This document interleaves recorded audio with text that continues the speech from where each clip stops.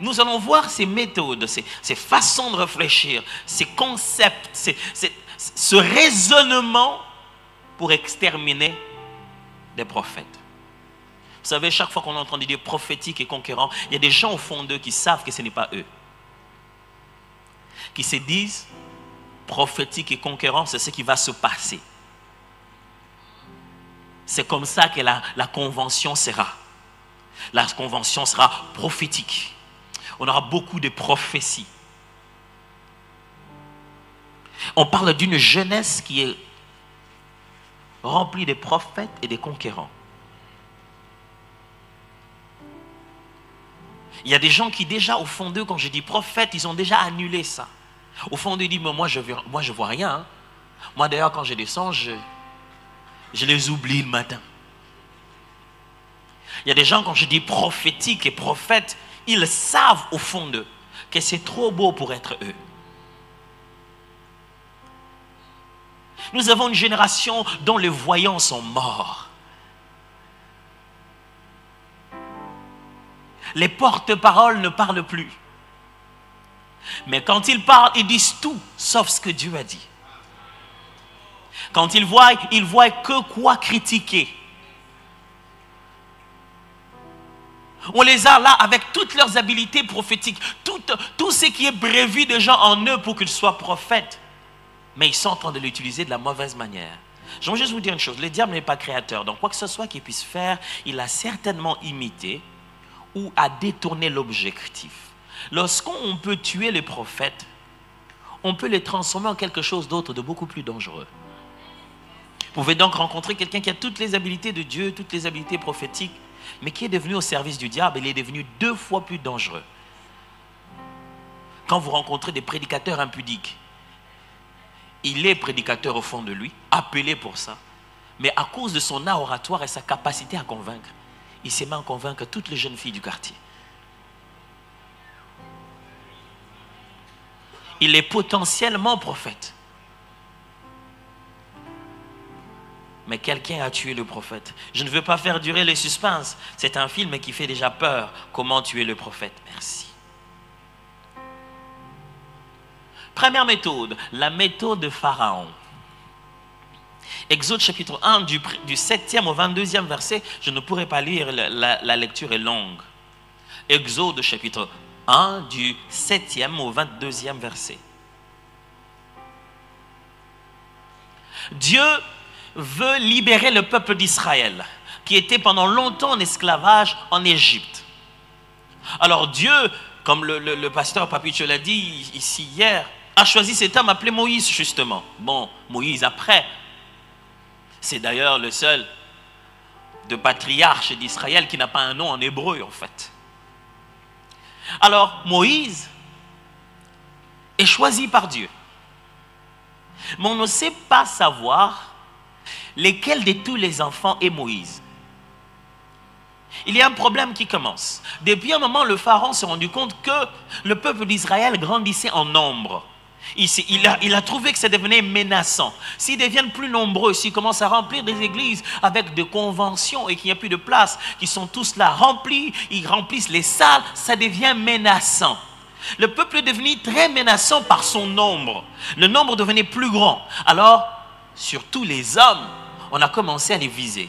Pharaon dit, on doit faire de notre mieux pour qu'un jour, lorsqu'on nous attaquerait, ce peuple ne se tourne pas contre nous et nous détruise. Donc, on doit arrêter leur croissance numérique. Ils doivent cesser de devenir plus nombreux.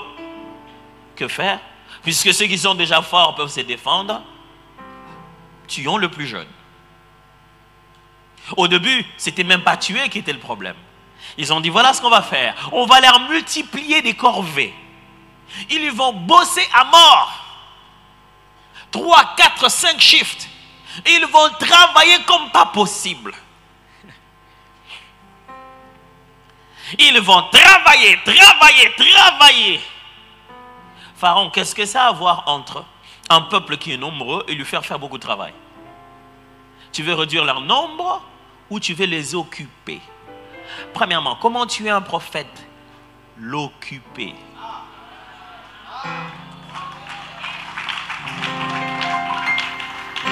Quand vous commencez à être submergé de travail, quand vous commencez à trop avoir les pieds sur terre, vous perdez les attitudes d'un aigle.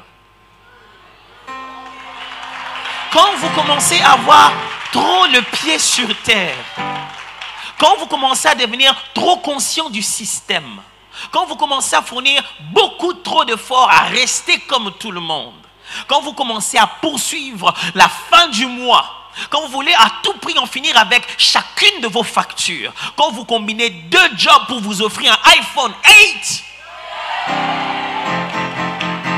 vous tuez notre prophète.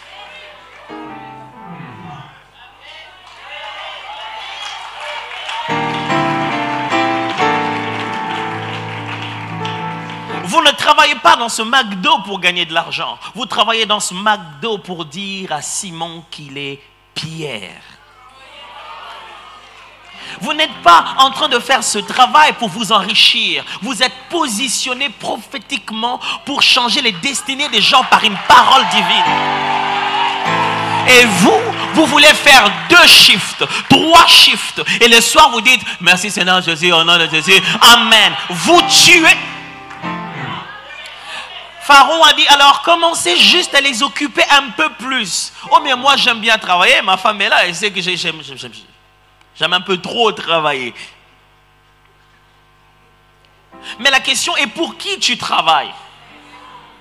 Je ne veux pas travailler pour la terre vers le ciel. Je veux travailler du ciel pour la terre. Je veux un contrat éternel. Oh my goodness. Je ne veux pas un CDI, je veux un contrat d'éternité. Combien d'efforts vous fournissez juste pour maintenir votre CDI? Vous avez tué les prophètes.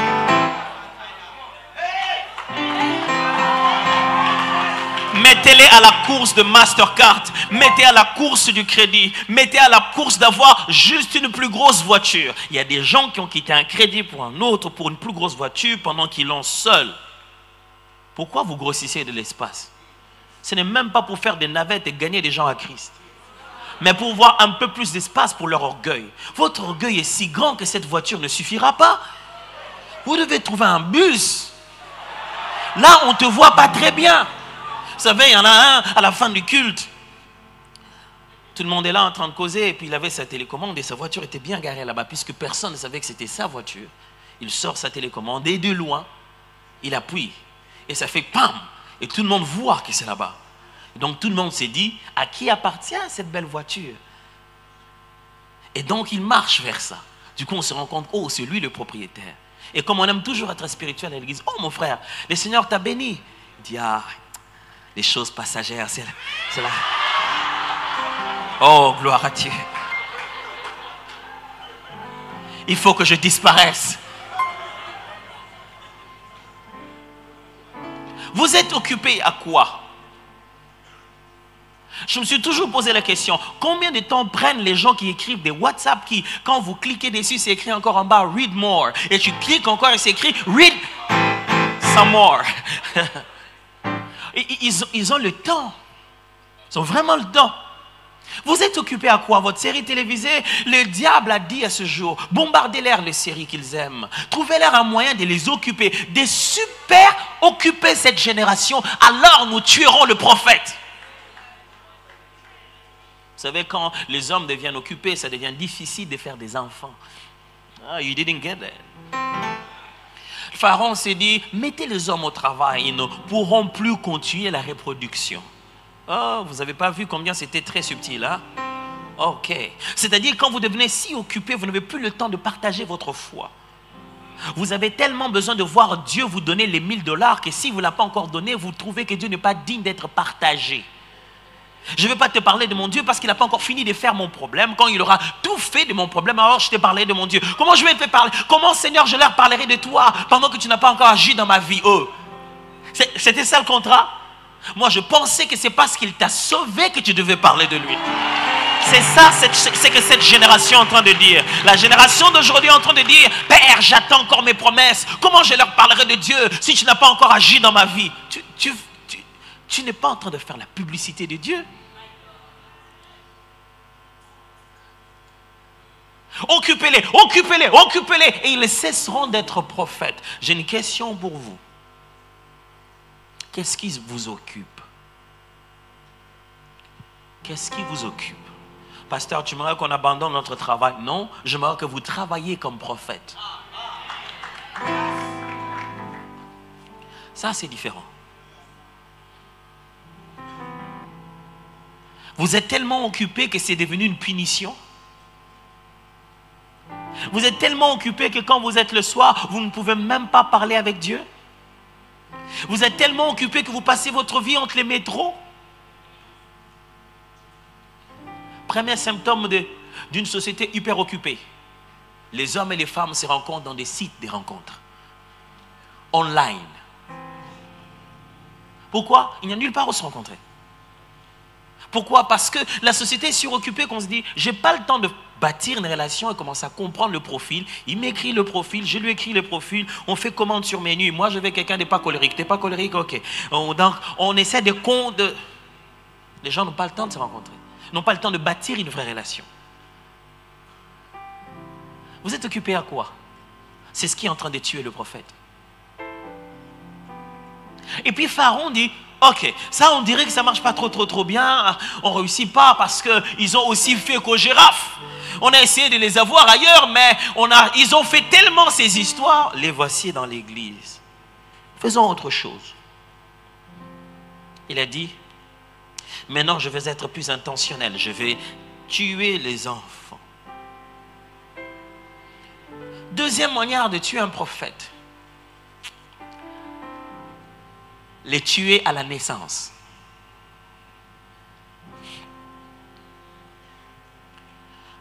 Pharaon appelle les sages-femmes. Il leur dit, voilà, vous tous qui faites accoucher les femmes hébreux, je crois que j'ai combattu les maris, mais c'est parti, les enfants sont déjà chez les femmes, alors attaquons les femmes. Alors, voilà ce qu'on va faire. Quand ils vont naître, au moment de la naissance, tuez-le. Donc ils n'en ont même pas après la femme, sinon ils n'auraient qu'à tuer la femme et l'enfant il mourrait dedans. Vous imaginez la douleur que cette femme allait vivre, de voir son enfant naître et puis se voir être assassiné comme ça. Le diable dit, Pharaon dit, ne leur donnez même pas le temps de se réjouir. Tuez-les à la naissance. Il y a une chose qui est en train de tuer le prophétique dans nos églises aujourd'hui. Pas ici, très loin.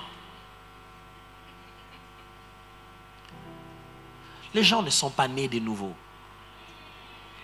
Il y a un problème d'authentification de nouvelles naissances.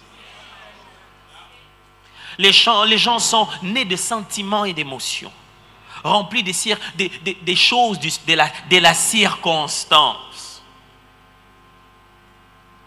Je me souviens, le jour où j'ai donné ma vie au Seigneur, quelques semaines avant, j'avais un très bon ami à moi, on était très jeunes, je ne sais pas ce qui s'est réellement passé, mais on ne se parlait plus.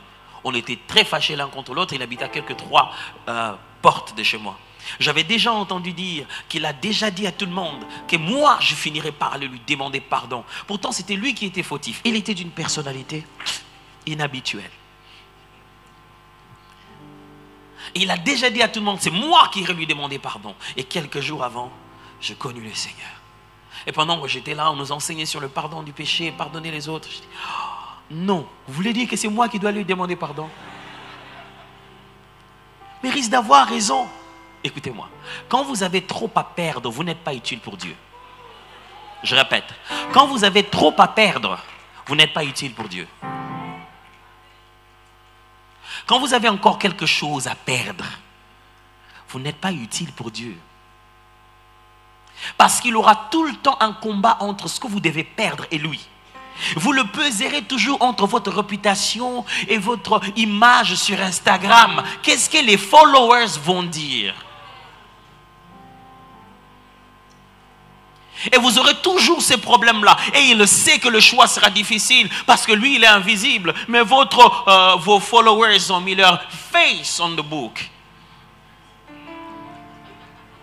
Il aura toujours ce combat-là entre lui que tu ne vois pas et ceux qui sont si visibles. Êtes-vous né d'esprit? Vous croyez que j'ai parlé de quoi? Je parlais de naître d'esprit. Est-ce qu'on voulait faire disparaître ces corps? Non, on voulait tuer la vie qui était dedans. Ce n'était pas le nombre de chairs d'enfants qui les dérangeait. C'était le nombre de souffles de vie dans des corps avec potentialité de grandir. Le problème qu'on a aujourd'hui, on est rempli de frères et sœurs qui viennent à l'église. On ne se pose même pas la question à quel moment ils ont été remplis du Saint-Esprit. On n'en parle plus.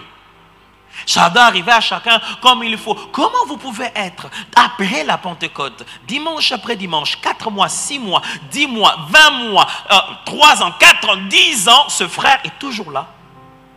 Il ne parle jamais de son expérience avec le Saint-Esprit. Il y a des gens à l'église qui pensent que le Saint-Esprit c'est irrationnel. Et s'il veut croire en Dieu de façon un peu plus équilibrée, il ne doit pas toucher le sujet concernant le Saint-Esprit. Comment voulez-vous être prophète sans l'esprit de prophète? Comment vous voulez que Pierre devienne prophétique sans la Pentecôte? C'était les mêmes Pierre. C'était les mêmes personnes. Quelle était la différence? C'est le Saint-Esprit qui a fait la différence. Et ils sont restés longtemps sans rien faire en attendant. Vous croyez vraiment que le Fils de Dieu passe 30 ans infiltré, 3 ans de plus pour se manifester, 30 ans à vivre avec les hommes mauvais et impurs, en train de raboter les bois qu'il va utiliser à la croix?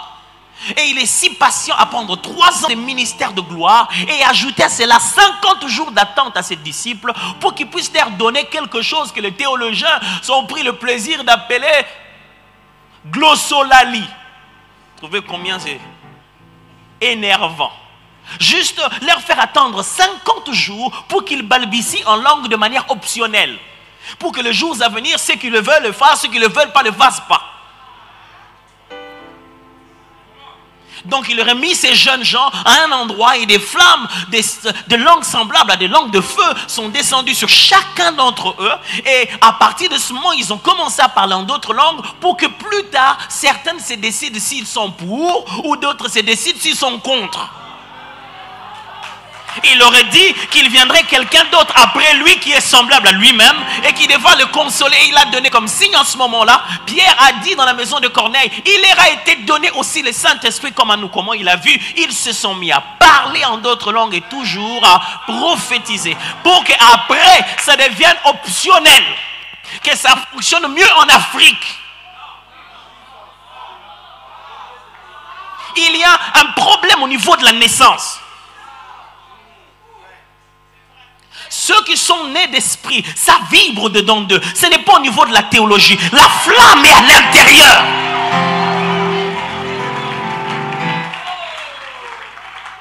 Vous ne pouvez pas conquérir ce monde en parlant le langage du monde. Oh, it doesn't work like that. Oh, non. Ça ne marche pas comme ça. Non, ça ne marche pas comme ça. Vous ne pouvez pas être prophétique et parler avec Dieu le langage terrestre. Ça ne se passe pas comme ça. Être prophétique veut dire avoir un numéro privé de Dieu par lequel vous êtes en train de parler dans une langue que les autres ne comprennent pas.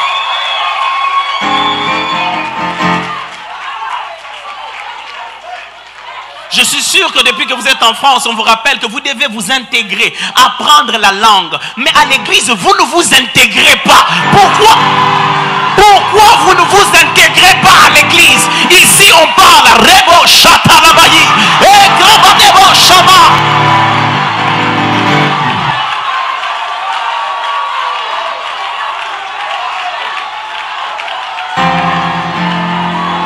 Pourquoi c'est une option?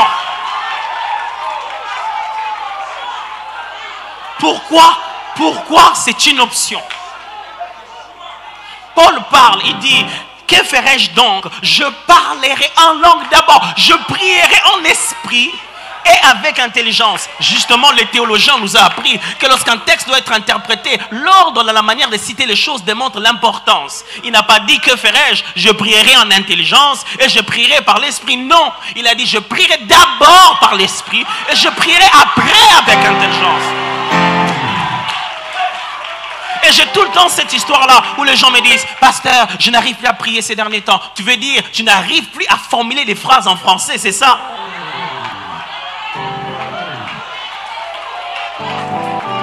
Mais c'est pour ça que nous avons une autre langue qui ne se parle pas par intelligence, qui ne se fatigue pas avec notre mémoire, qui n'a rien à voir avec les informations. Vous n'arrivez pas à tenir 10 minutes à parler continuellement en langue, 30 minutes à parler continuellement en langue, 1 heure à parler continuellement en langue. Comment vous voulez être prophétique? Comment?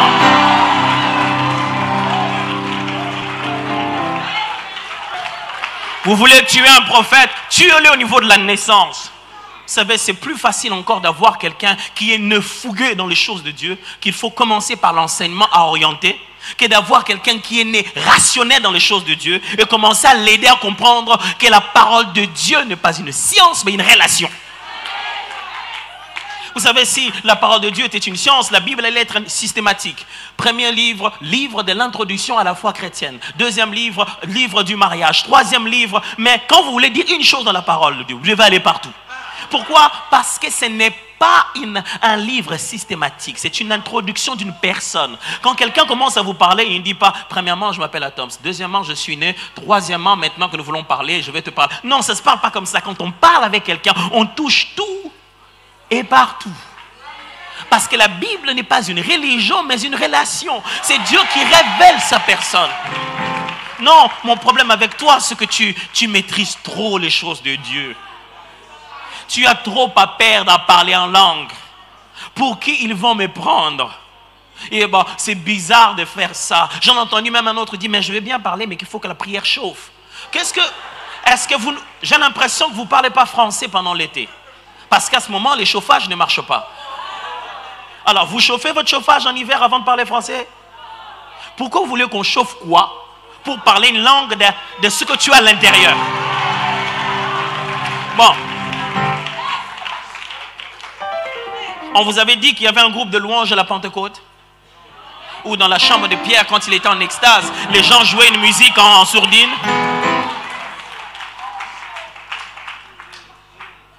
Oh! Il est bizarre de rencontrer un chien qui miaule. Mais il est normal de rencontrer un chien qui aboie. Il est bizarre de rencontrer un chrétien qui ne parle pas en langue. Mais nous, on commence à rendre ça normal. Tu es né d'esprit, oh oui. Mais quand on est né d'esprit, on parle la langue de l'esprit. Paul arrive quelque part, il trouve des disciples qui se disaient disciples de Christ. Mais bon, il dit, mais vous êtes disciples de Christ? Il dit, oui.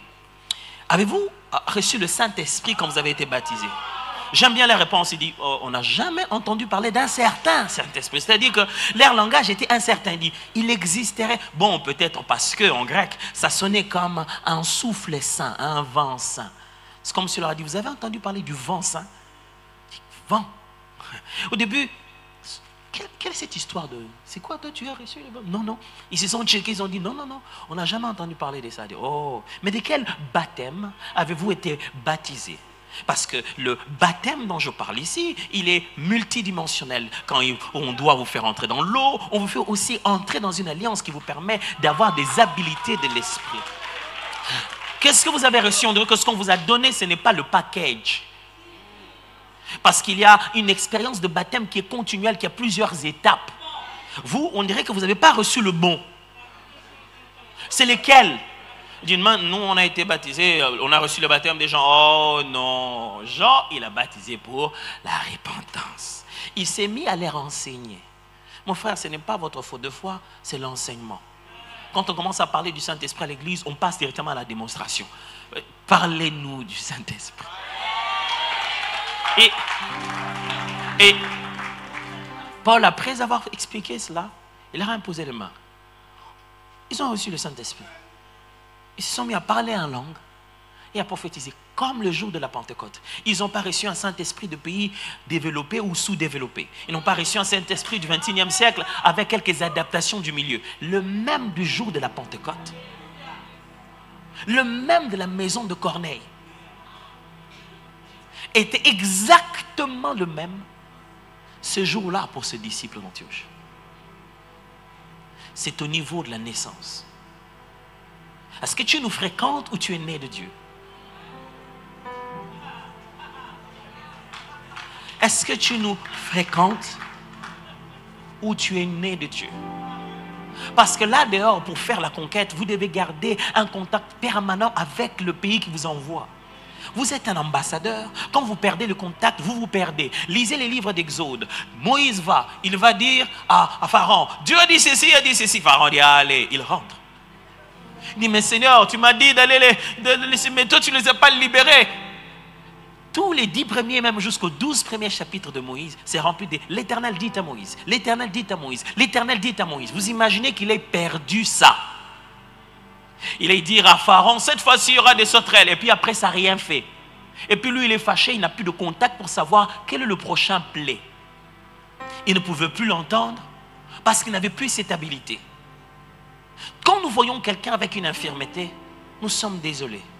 Il dit, oh mon frère, quand il ne voit pas bien, nous sommes désolés pour lui. Nous l'aidons. Nous trouvons qu'il a une infirmité, un handicap. Nous trouvons qu'il ne fait pas les choses exactement comme nous tous. Quand il ne sait pas entendre, on est désolé. On met des moyens pour l'aider. Personne n'aimerait être handicapé ou avoir quelconque forme d'infirmité. Mais ça m'étonne comment les chrétiens à l'église sont heureux de dire « Moi, je ne vois pas. Comment vous voyez? Moi, je n'entends pas. Vous entendez comment ?»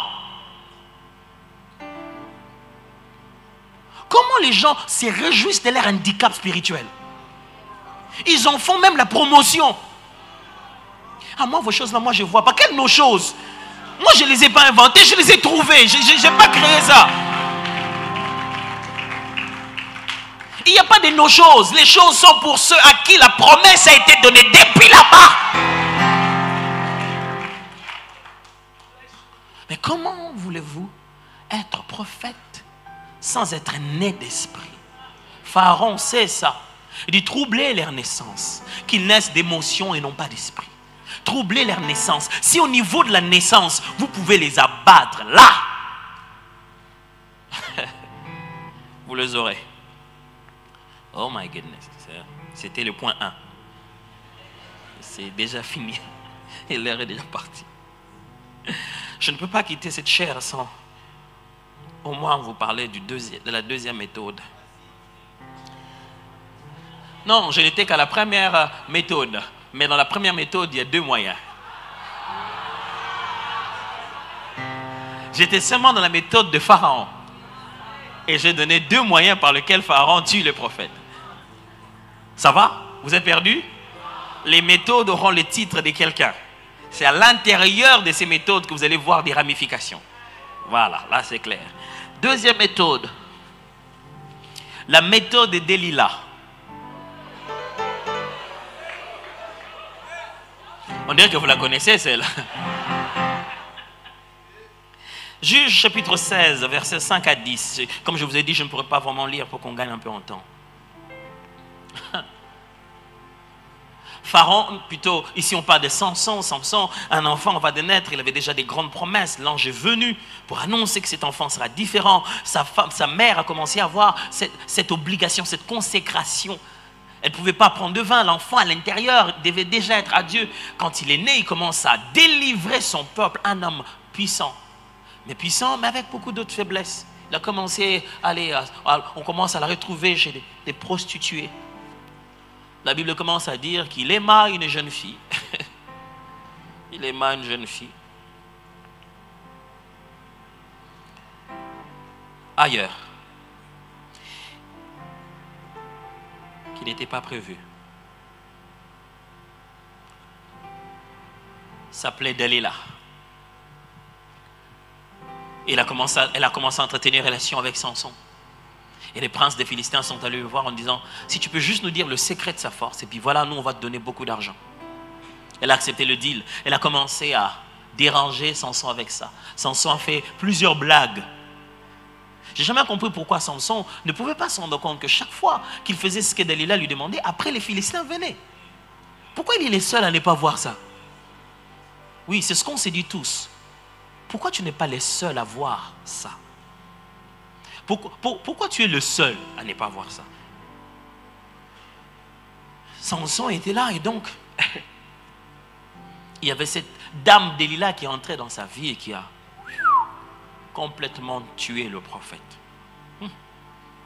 Elle n'a pas tué avec ses mains. Elle a coupé son alliance. Vous savez que le mot Delilah signifie coquette. Et c'est aussi proche du mot faible ou faiblesse. Delilah était connue pour être la plus coquette de toutes les autres filles. Flashy, bien présentable. Toujours très jolie.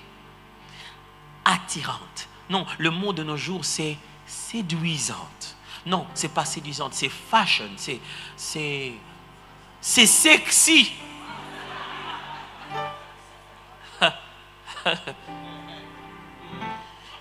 Sexy. C'est sexy qui tue le prophète.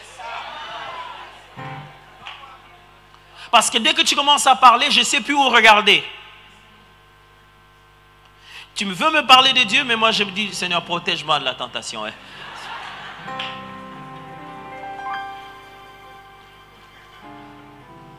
Vous voulez tuer une génération, vous voulez tuer des prophètes. Troisième moyen de tuer les prophètes, accrochez-les à l'apparence. Accrochez-les à l'apparence, au superficiel. Vous ne pouvez pas être prophète et superficiel. Vous ne pouvez pas vous accrocher au flashy outside et être deep en même temps. Ça ne se mélange pas, mes amis. Je vous assure. Voici ce qui a retenu les yeux de Samson. Une belle fille superbe et coquette. Fashion top. Vous voulez tuer les prophètes d'aujourd'hui? Mettez-les dans le concours de la mode. Heureusement que je ne parle pas aux gens d'ici. Hein.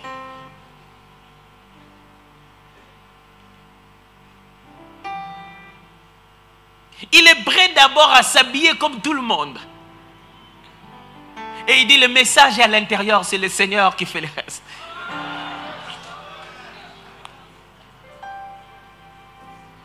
Est-ce que vous dites Amen malgré vous et vous vous battez au fond de vous? Mais mon message est celui-ci. Jusqu'à quel niveau tu es prêt à investir pour l'apparence? Nous avons une génération qui s'est compromise à vouloir tout faire d'apparence. À paraître. Ils ne veulent pas être prophètes, ils veulent paraître prophètes. Ils se sont habillés comme Benny Hinn tout en blanc. Ils sont montés au podium comme eux, coiffés comme eux. Ils disent même le Saint-Esprit est là, exactement comme eux. Mais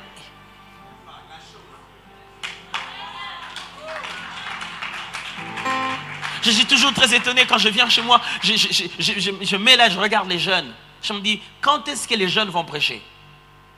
Personne n'est en train de prêcher. Je voyais faire des trucs, des merveilleuses comédies. Les jeunes, ils sont bons en imitation. Hein? Alors, sur le podium, il y avait T.D. Jakes qui est passé. Après, il y avait Chris Kilome. Et puis après, il y avait Oedepo. Et puis, il y avait des échos d'autres personnes. Ça prend du temps pour être. Mais c'est très facile de paraître. Et les jeunes ne veulent pas prendre du temps pour être.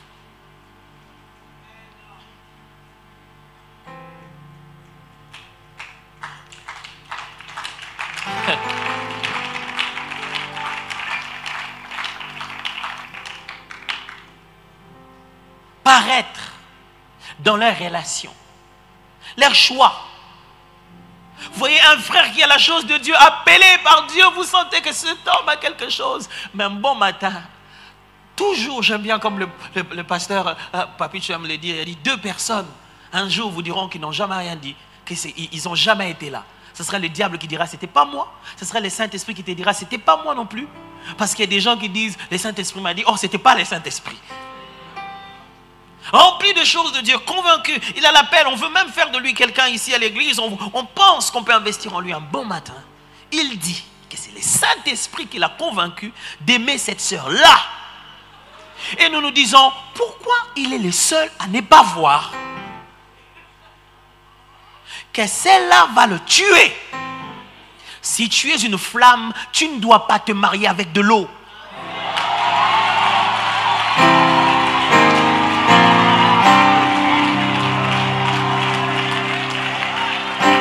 Si vous voulez tuer un prophète, connectez-lui à un mauvais compagnon, une mauvaise compagne, quelqu'un qui va lui coller la vie et le faire souffrir jusqu'à... Après que vous ayez dit oui, je le veux, nous on ne peut plus rien. Et on se demandera tous les jours pourquoi tu es marié, tu es maintenant à l'aise, puis tu as réduit certains lots de tentations, mais ton onction aussi baisse. Parce qu'elle n'en a pas après toi, elle n'en a pas après ce que l'alliance, elle en a après l'alliance que tu as avec Dieu. On lui a demandé de chercher ton secret. Et quand tu leur as trouvé ton secret, tu vas souffrir. Oh, I'm telling you. Tu vas souffrir. Chaque fois avant de vouloir prêcher, c'est elle qui t'envoie un message. Il dit, mais c'est un temps, tu ne t'occupes pas de moi, je ne vois plus rien. Il dit, non, mais tu sais, ma chère, je dois aller prêcher. Toi, tu es toujours prêcher. Moi, j'ai l'impression que je vais souffrir dans cette maison. Vas-y, va prêcher. Et comme ça, tu vas bénir tout le monde et moi, je vais souffrir. Chaque fois avant de prêcher, tu sens...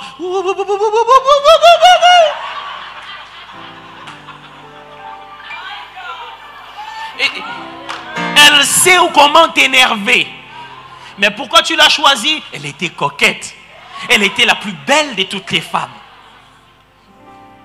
Oh, elle était là. Non, elle était splendide. Et puis quand je la regarde dans la présence de Dieu, vous regardez quoi? Vous regardez ces gens qui prennent les photos et qui disent, moi, dans l'adoration.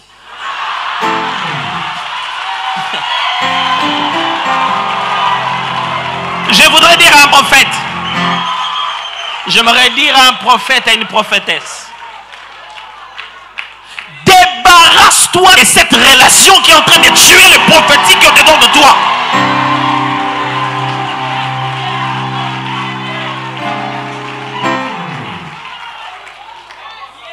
Il va te tuer. Non, mais je ne comprends pas. Il est faible, le frère, quand je vais chez lui, chaque fois, il est un peu faible, mais il fait toujours... Faible, c'est comme ça que s'appelait Dalila. Non, mais pasteur, prions pour lui, il est encore dans les faiblesses. On va l'aider, que le Seigneur lui donne les forces. Oh, c'est toi qui veux commencer des faibles. Oh, on a dit que toi, tu dises aux faibles qui sont forts, ou bien c'est eux-mêmes qui doivent les dire. Oh, tu es la force des faibles. Tu vas voir comment ça fonctionne. Ne te colle pas avec n'importe qui pour la vie. Écoutez-moi bien, l'appel prophétique n'est pas un appel de célibat. Je ne vous en parle pas parce que vous êtes célibataire.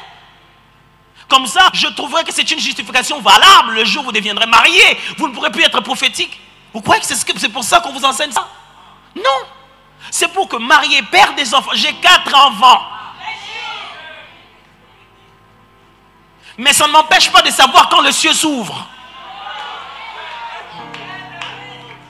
Ce n'est pas que je vous prêche les choses parce que vous êtes mieux positionné, vous devez les vivre mieux maintenant et demain ça sera trop tard. Non, c'est pour les vivre à vie, mes frères. À vie. À vie. Ah, ne laissez pas n'importe qui, ne laissez pas n'importe quoi se coller à vous. Ne vous mettez pas dans n'importe quelle alliance. Ne poursuivez pas l'extérieur, mes frères et sœurs. Je vais dire cette dernière chose au sujet de la méthode du vieux prophète. Je vais la dire, pardonnez-moi, vraiment 2 minutes seulement. La méthode du...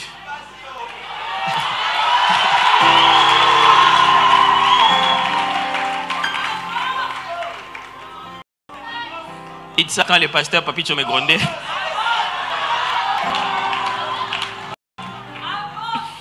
Dans 3 chapitre verset 18, la Bible parle d'une autre méthode, la méthode du vieux prophète. Et c'est ça de tuer grave aujourd'hui.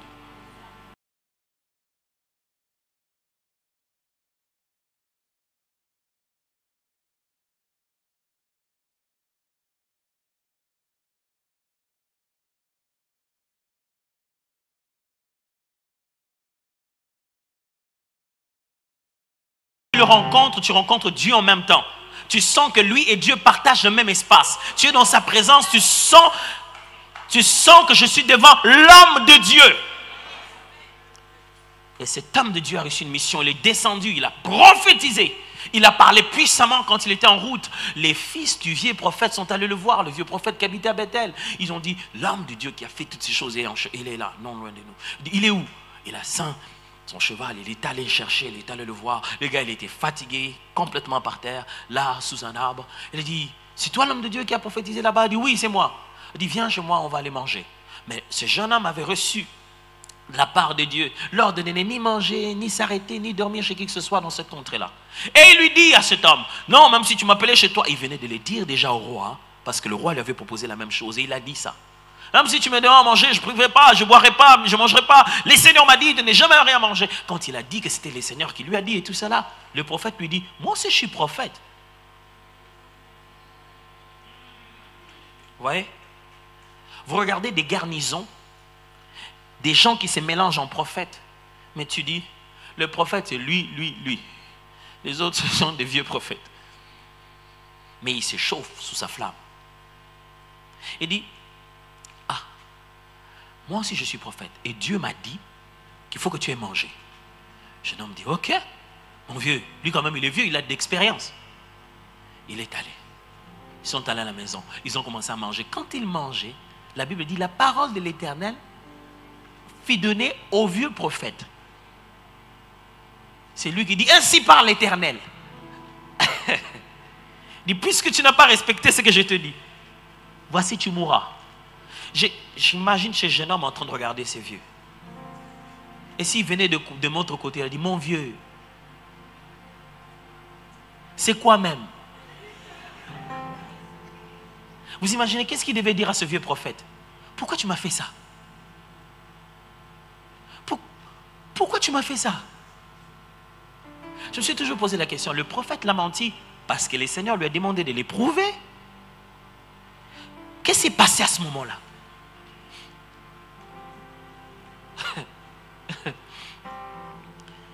Mes frères, je vous dis quelque chose qui tue les prophètes de ce jour.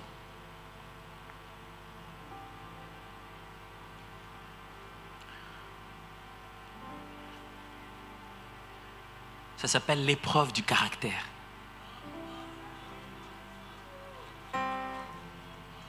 Je vais répéter cette phrase. J'aimerais que vous puissiez la retenir, s'il vous plaît. Les hommes honorent le charisme, mais Dieu honore le caractère. Je répète, les hommes honorent le charisme et Dieu honore le caractère. Ce qui est en train de tuer toute une génération prophétique de nos jours, c'est l'absence de caractère.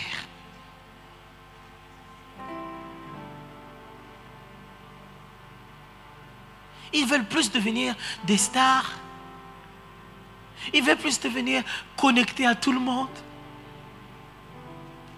Ma femme et moi, nous souffrons ces derniers temps. Il y a des gens qui pensent sur Facebook que nous ne sommes pas aussi connus que ça. Donc du coup, nous avons plus de milliers de comptes. Pasteur Atoms, Pasteur Atoms Mouma, Pasteur Atoms officiel, Atoms Nadège Ministries, Pasteur Atoms le culte. Plein de pasteurs Atoms que je ne suis pas. Je dis, oh. Et puis un jour, un jeune homme est venu me voir à l'église. Pasteur, je suis venu quand vous m'aviez dit. Je vous ai dit quoi? Non, vous m'avez dit de venir aujourd'hui à l'enseignement. Où? Mais vous m'avez dit ça sur Facebook. J'ai dit, moi? Je ne vous ai rien dit sur Facebook, j'ai que 32 amis. Ah, il y en a maintenant qui se disent, ah, donc le pasteur attend parce que moi j'allais. C'est pas lui.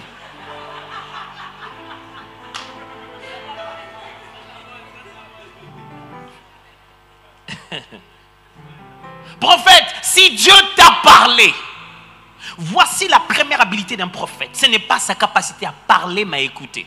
On reconnaît un prophète par son silence, non pas par son caractère loquace. On ne devient pas prophète par la bouche, mais par les yeux et les oreilles.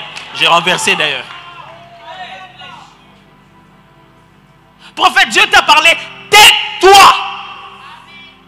Il va raconter à qui veut l'entendre. Moi, Dieu m'a dit, je ne dois pas manger. Moi, Dieu m'a dit, je ne vais pas. Moi, bien-aimé, moi, Dieu m'a donné des promesses. J'irai très...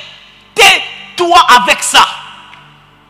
Ce qui tue la génération d'aujourd'hui. Ils ont vécu une toute petite expérience dans la chambre. Ils veulent gonfler ça comme quelque chose de super grand. Vous avez entendu parler de son autre exploit, ce jeune homme? Non. Il était au numéro 1. La première fois de faire un exploit aussi grand, il a séché la main même du roi. C'était puissant. Mais il devait se taire. Pourquoi les jeunes d'aujourd'hui veulent nous dire ce qui fait leur force en public? Pourquoi les jeunes d'aujourd'hui veulent pas avoir un caractère qui les permette de se taire?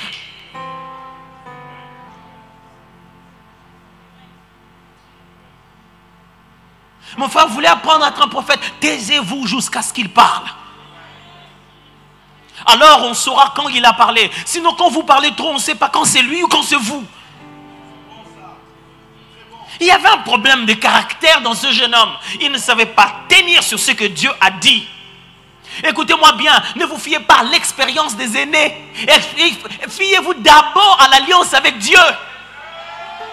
Quand quelqu'un a un problème de caractère, il est tout le temps il a tout le temps des problèmes avec les aînés. Oh, les aînés, ils n'avaient pas bien fait. Oh, les aînés ne s'occupent pas de nous. Oh, qu'est-ce qu'ils ont fait, les aînés? Ce ne sont pas eux qui ont fait de toi un prophète. On ne choisit pas où on va naître, mais on choisit où on va finir. Oh non, les aînés à notre époque, ils devaient préparer quelque chose. Ils devaient préparer quoi? Qu'est-ce que les aînés ont préparé à l'époque d'Élie?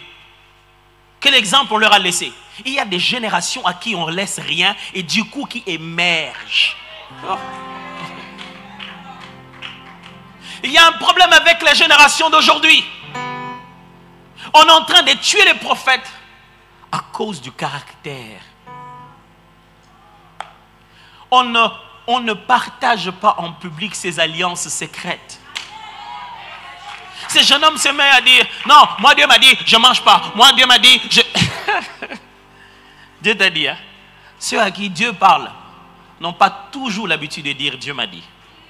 Un jour, un prophète, il est entré dans la maison de David, il a dit, tu sais, il y avait un monsieur qui avait sa petite brebis, il y avait une autre qui avait beaucoup. Et puis il a pris la petite brebis d'autrui là. Il était là tué pour donner à son invité. Un passager, un invité juste passager comme ça. Mais David s'est fâché, il dit, montre-moi ce gars, je vais l'assassiner. Il dit, c'est toi. Pour juste un désir passager, tu as détruit le foyer des gens.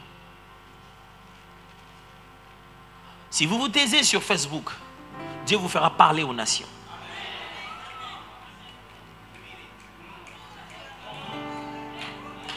Taisez-vous. Restez dans votre... Vous savez le problème qu'on a avec les prophètes d'aujourd'hui, ils n'ont pas d'alliance. Ce sont les prophètes d'atmosphère.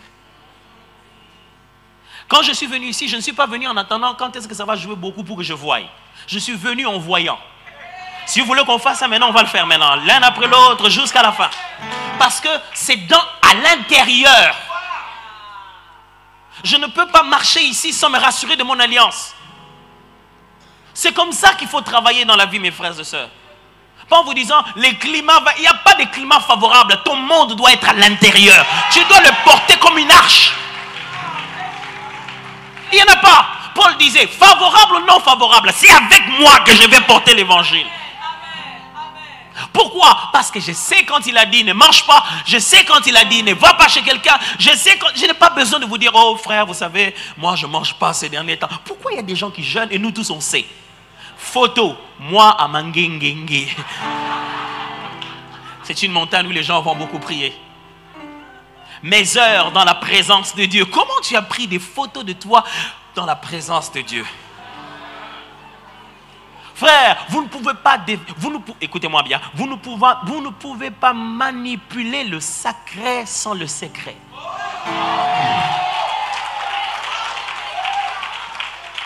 Si vous voulez commencer à fonctionner dans des choses où les gens te disent que c'est bizarre, c'est justement à cause de tout ce que vous ne dites pas. Alors nous aujourd'hui, on veut tellement que tout le monde sache.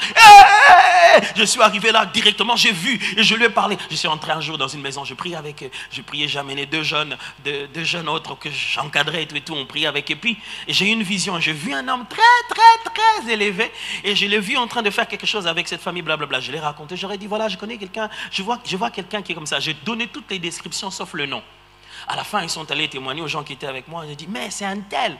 Ils sont venus me dire, mais tu sais, celui que tu as dit là, c'est un tel. Moi, je dis, oh, c'est vrai. Ah, gloire à Dieu, on est parti.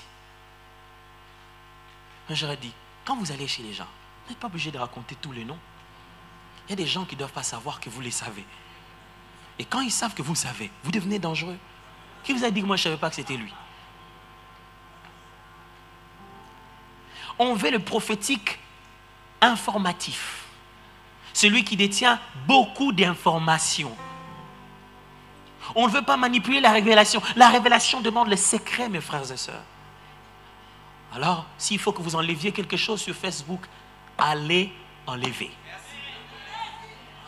S'il faut que vous commenciez à devenir un peu plus silencieux, devenez-le. Il y a des gens qui mettent sur leur mur qu'ils vont en retraite.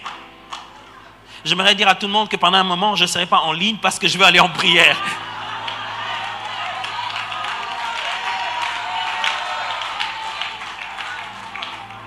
Non, c'est comme si vous êtes en guerre, vous dites, pendant un moment, je ne veux plus lancer des missiles à partir du ciel, je vais attaquer par la terre. Vous pensez que l'ennemi ne se prépare pas pour ça? Qu'est-ce qu'il disait? Qu'est-ce qu'il disait à Dieu, Jésus? Qu'est-ce qu'il disait à Dieu? Les disciples, ils ont dit, mais montre-nous un peu comment tu fais la prière là. Qu'est-ce qu'il disait le jour où il marchait sur l'eau? Pourquoi à certains endroits, au lieu de parler en grec, il parlait en araméen? Pourquoi pour ressusciter quelqu'un, il doit dire Talita Kumi, Ephata. Ailleurs il dit Lazare sort. Pourquoi un endroit il parle en araméen, un autre il parle en grec? Pourquoi il ne répète pas les choses? Quel est son secret? Si nous connaissons ton secret, tu n'as plus rien de sacré. Nous sommes dans une génération où on nous pousse, mes frères, à tout publier. Il faut tout dire. Ah, je vois même des informations observateurs. Dès qu'il y a quelque chose à côté de vous, parlez-en. Tout le monde a sa propre chaîne de télé, qu'il appelle ça son mur. Sur sa propre chaîne de télé, il donne les informations quand il veut. Un bon matin, il se réveille, il pense que non, moi je suis normalement un peu bizarre, je dois être magicien. Paf! Il met ça sur le mur. Et tous qui suivent sa chaîne de télé considèrent à partir de là que je suis ce qu'il a dit. Si vous voulez vivre sur la terre, être prophétique, vous devez vous habituer au témoignage intérieur, à ce qu'il dit en secret. Un jour, il a dit à Josué, aujourd'hui, je commencerai à t'élever aux yeux du peuple. C'est-à-dire, moi et toi, je sais qui tu es. Je sais que c'est toi qui restes dans l'arche, qui reste dans la tente, même quand Moïse est parti. Moi, je te connais, mais eux, ils ne te connaissent pas. Aujourd'hui, je vais te donner une opportunité pour qu'ils sachent l'homme que tu es dans des temps de secrets avec eux. Aujourd'hui, les jeunes demandent des opportunités. L'opportunité vient pour celui qui s'est préparé. La raison pour laquelle on ne te donne pas, c'est parce qu'on sent que tu n'as pas de secrets. Tu n'as pas de secrets. On sait tout de toi. On te voit aller à gauche, à droite, tout en 100% sur Instagram, 100% Snap, l'autre là. Donc, je regardais ta journée. Et je suis là sur la chair, j'ai dit non, je sens que je dois, c'est pas moi qui dois faire le ministère, quelqu'un d'autre doit le faire. Je regarde, je dis, hey, lui, il était toute la matinée sur Facebook. Qu'est-ce qu'il va nous dire aujourd'hui? Mon Dieu, mon roi.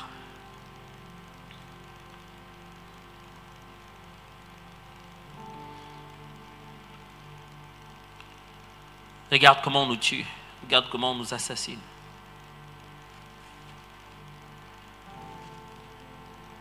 Regarde comment certains sont bloqués dans des relations aujourd'hui. Il le sent au fond de lui que ça ne va pas. Mais il veut continuer à sauver la face. Pendant qu'ils ne sont même pas mariés. Regarde comment certains meurent parce que leur expérience de base n'est pas authentique. Je vais te demander une chose aujourd'hui. Fais que ce soit comme au jour de la Pentecôte. Aussi simple et authentique. Qu'on n'y ajoute rien. Comme c'était ces jours-là.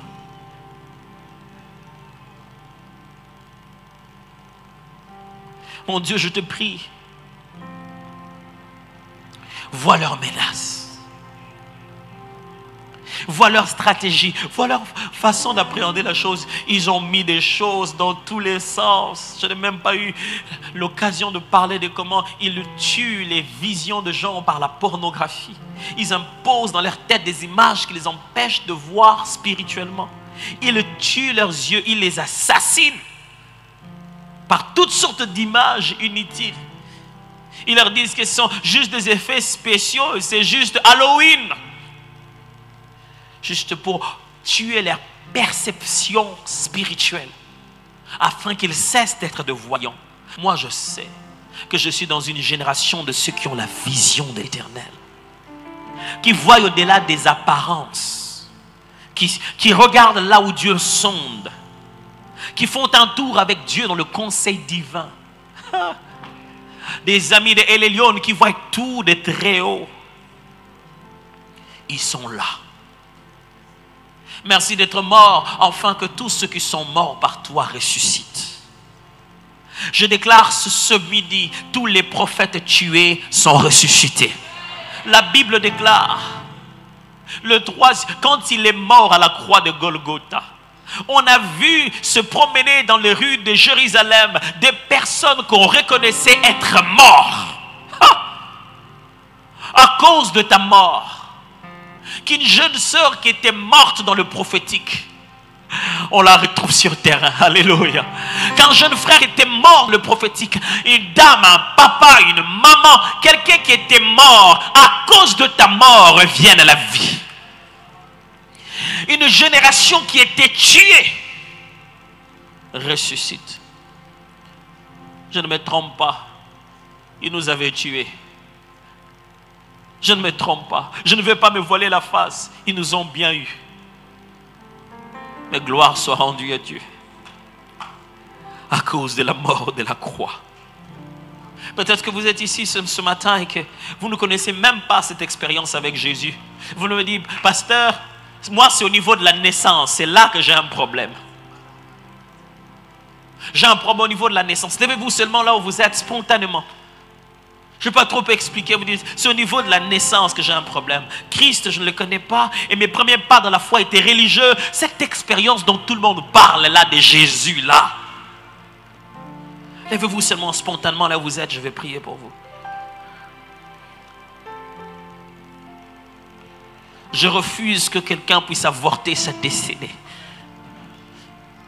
Yes. Je refuse que quelqu'un puisse avorter sa destinée. C'est vrai.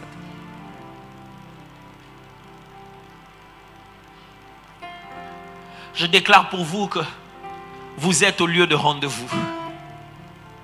Cette chorégraphe ne finira pas sans que vous ayez cette expérience exceptionnelle. Je déclare que vous parlerez en langue ici à cet endroit. Et vous rentrerez chez vous changé en une autre personne. Parce que lorsqu'on rencontre les prophètes, même un roi peut être changé en prophète. Je déclare ici que Dieu vous fera vivre votre propre expérience. Vous n'allez pas emprunter les histoires des autres. Il le sait là où vous êtes. Il va vous localiser, vous servir et vous transformer.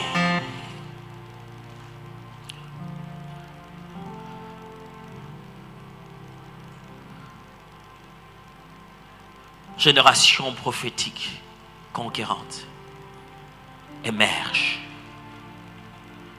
Que les fleuves d'eau coulent et que tu émerges. Je parle à votre esprit maintenant. Émerge. Ossements desséchés, écoutez la parole de l'Éternel. Ceux qui ont cru que vous êtes secs seront déçus. Car l'Éternel a décidé d'utiliser des ossements desséchés comme une armée qui va se lever. Ossements desséchés, écoutez la parole de l'Éternel. Vous dont la vie de prière s'est séchée, vous dont les charismes se sont séchés, écoutez la parole de l'Éternel.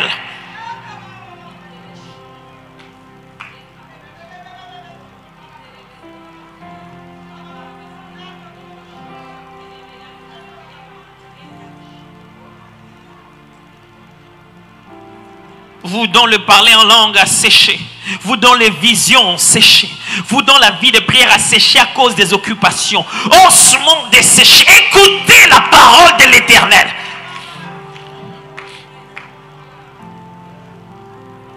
L'Esprit souffle de 4 vents. L'Esprit souffle de 4 vents. L'Esprit souffle de 4 vents. Et il ne laisse personne. L'Esprit souffle de 4 vents. L'Esprit souffle de 4 vents. Oh, et il fait tomber les écailles des yeux. L'Esprit souffle de 4 vents.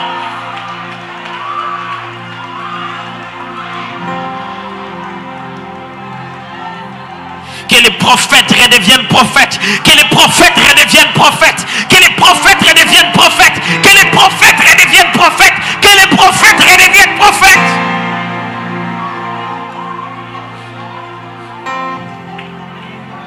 Kabale bosha bradele bosh. Mendililia boka badala bradela yesho patala baza.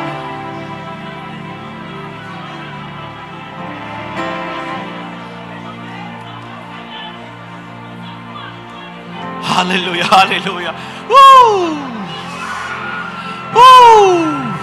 Gloire à Dieu, sa présence est au milieu de nous. Merci Seigneur, merci Seigneur. Oh, brada shadabaya.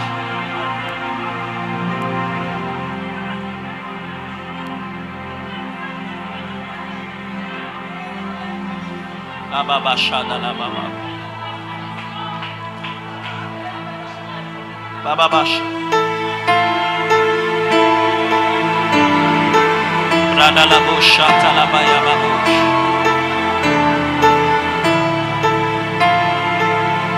Ah. Eh halaba sabrade shababa.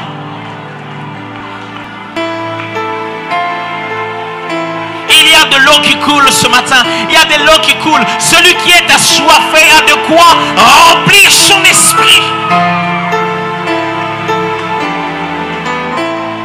Il y en a pour tout le monde. Il y en a pour tout le monde. Ça vient de Dieu. Il y a une eau qui coule ce soir matin.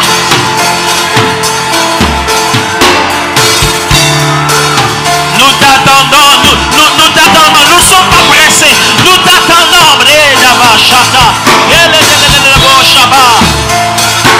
Oh, dis-le. Radi Shama dis-le.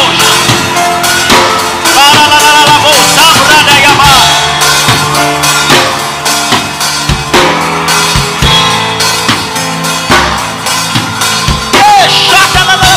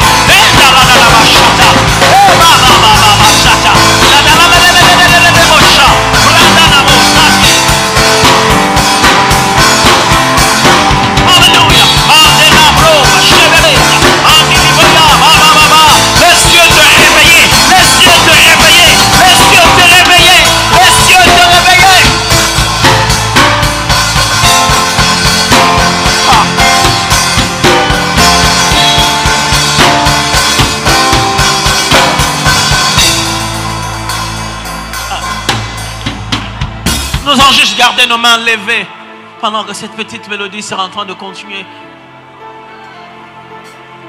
Vers lui, vers lui.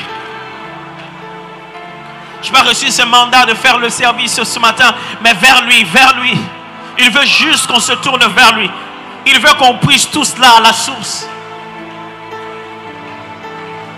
Wow, c'était pour ça que tu es venu à Kojéraf. C'était pour ça. C'était pour ce moment-ci, là, maintenant, tout de suite. C'était pour toi. Ça se passe là où tu es. C'est là où tu es qu'il te visite.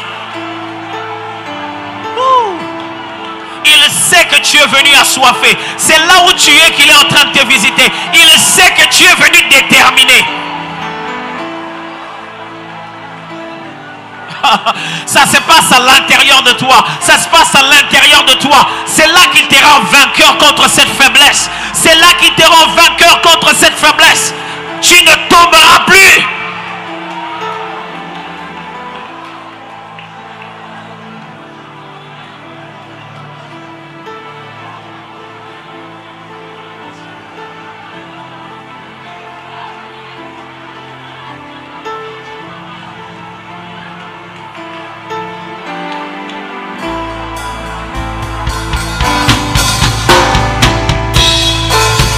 Oh, la vie revient en toi. Chérie. Alléluia. C'était les Kebrosiana. Oh, la vie de Dieu en toi. Les prosovoko porolobo shaya baba. La vie de Dieu en toi. La vie de Dieu en toi. Que cette montagne coule. Rebeko dia sabra telebe.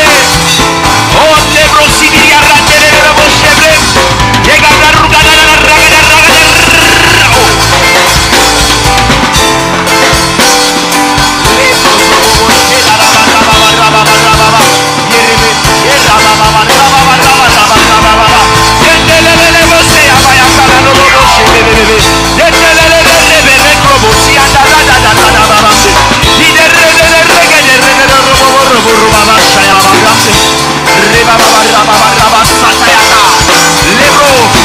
La vie de Dieu, la vie de Dieu.